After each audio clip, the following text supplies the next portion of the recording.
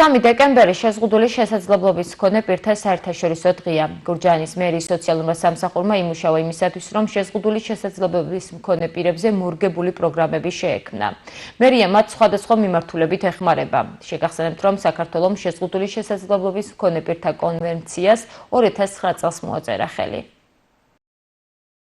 ერთ-ერთი ესეთი მნიშვნელოვანი ჯგუფი, რომელსაც ზრუნავს მუნიციპალიტეტის მერია, ეს არის შეზღუდული შესაძლებლობის მქონე პირები.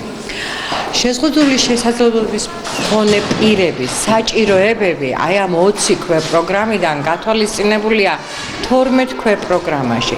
ეს ქვეპროგრამებია როგორც სამედიცინო დახმარების თანადაფინანსება, ასევე კურნალობისათვის საჭირო მედიკამენტების თანადაფინანსება, ქირის გადასახადის დაფინანსება, შშმ ბავშვთა და სპეციალური საჭიროების მქონე ბავშვთა რეაბილიტაციის თანადაფინანსებას და იგივე კონტინგენტს უფინანსდება ასევე მიმწოდებელთან გადაასადგილებლად ტრანსპორტის თანადაფინანსების ხარჯი.